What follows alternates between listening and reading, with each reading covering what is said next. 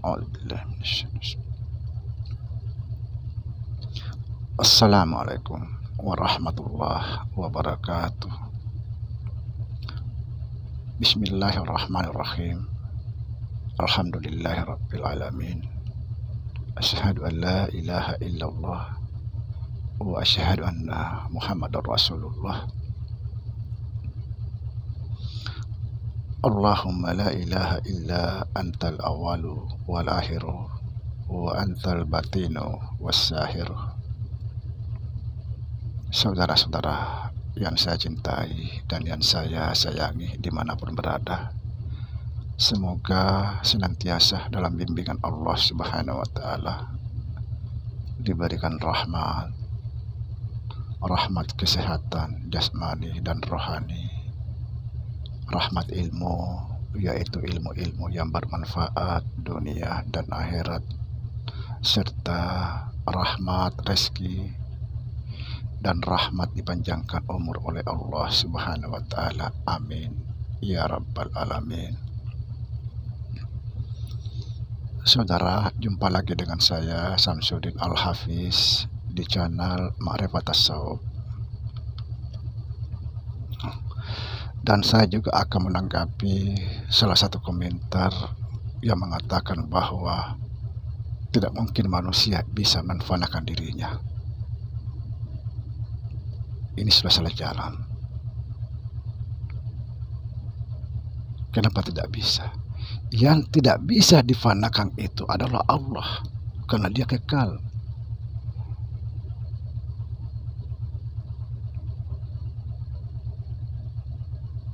Kenapa tidak bisa memfanakan diri? Yang tidak bisa difanakan adalah Allah, karena Allah itu adalah kekal. Saudara, yang dimaksud menfanakan diri itu bukan melakukan bunuh diri, bukan melakukan gantung diri untuk membunuh diri, bukan. Jangan salah paham. Tapi yang dimaksud di sini menfanakan diri, sering saya katakan dalam konten, yaitu adalah menfanakan sifat-sifat maknawiyah. Secara ringkasnya di sini saya akan menjelaskan, yaitu mentiadakan diri atau meleburkan diri ke dalam dirinya Allah Subhanahu wa Ta'ala. Meleburkan diri ke dalam dirinya Allah Subhanahu wa Ta'ala, sehingga kita tidak lagi merasa melihat, kita tidak lagi merasa mendengar, kita tidak lagi merasa berkata-kata dan lain sebagainya. Artinya apa? Artinya yang melihat itu adalah Allah, yang mendengar itu adalah Allah, yang berkata-kata itu adalah Allah, yang berilmu itu adalah Allah, yang kuasa itu adalah Allah, yang berkehendak itu adalah Allah, dan semuanya adalah Allah. Ini yang harus dipanakan dari diri kita. Jangan merasa aku yang mendengar, aku yang melihat, aku yang berkata-kata, aku yang berilmu, aku yang berkuasa. Itu jangan. Ini yang harus dipanakan dari kita, dari diri kita. Makanya kita harus belajar, saudara. Kalau kita cuma protes, ngoceh, tidak belajar, tidak akan pernah bisa. Dan pada dasarnya jangan kita pernah merasa ada, karena kita tidak punya apa-apa. La haula wala quwata illa billah. Kita tidak punya daya upaya.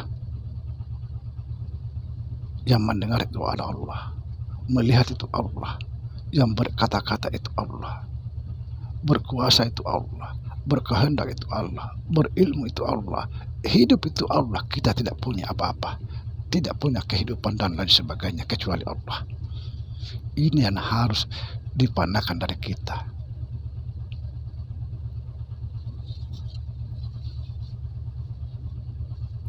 Kenapa harus dipandangkan? Supaya kita tidak menduakan Allah. Kalau kita merasa bahwa aku mendengar, aku melihat, dan lain sebagainya, sedangkan Allah itu yang maha mendengar, melihat, itu namanya menduakan Allah.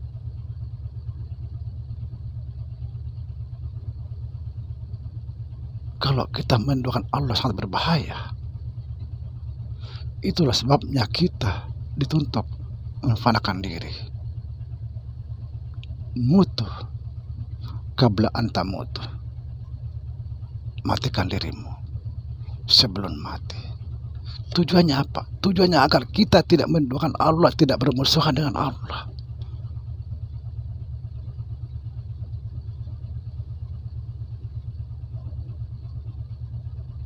Sekali lagi saya diperjelas, yang mendengar itu adalah Allah, karena Dia maha mendengar.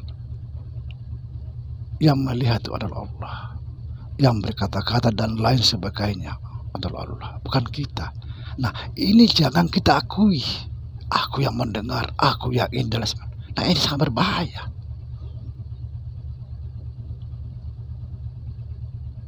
Sekali lagi, tujuannya untuk kita dituntut memfanakan diri. Mutu qabla an tamutu, matikan dirimu sebelum mati, agar kita tidak bermusuhan dengan Allah, agar kita tidak menduakan Allah.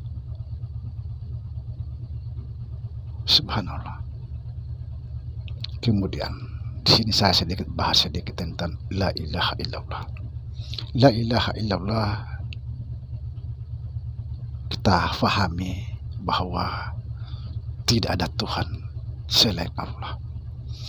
Tidak ada Tuhan. Apa yang dimaksud tidak ada Tuhan?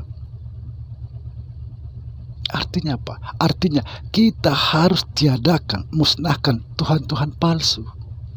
Siapa Tuhan palsu? Nah, ini dia.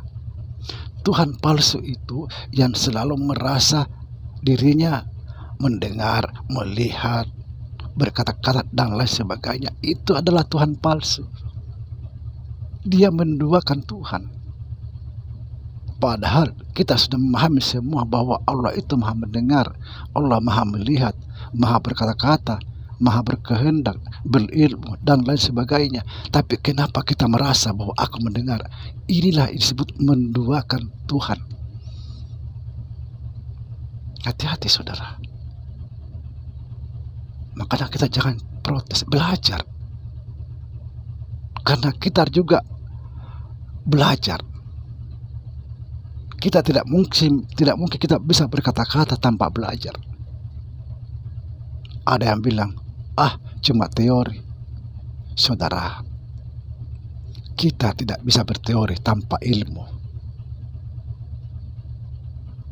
Banyak sekali. Cuma saya tidak mau komen karena saya tidak ingin berdebat. Untuk apa kita berdebat orang buta? Percuma. Untuk apa kita menjelaskan indahnya rembulan kepada orang buta? Percuma. Dianggapnya kita orang gila, orang stres.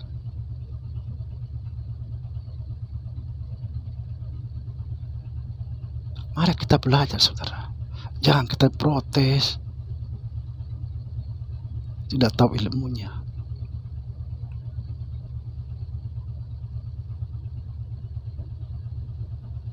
Saudara, semoga bisa difahami dan semoga hijab-hijab dari Allah itu bisa terbuka, insya Allah. Apabila ada kemauan, pasti kita bisa memahami semua ini. Karena Allah sendiri mengatakan, barang siapa yang melangkah kepadaku satu langkah, aku akan melangkah kepadanya 10 langkah. Subhanallah. Demikian Assalamualaikum warahmatullahi wabarakatuh.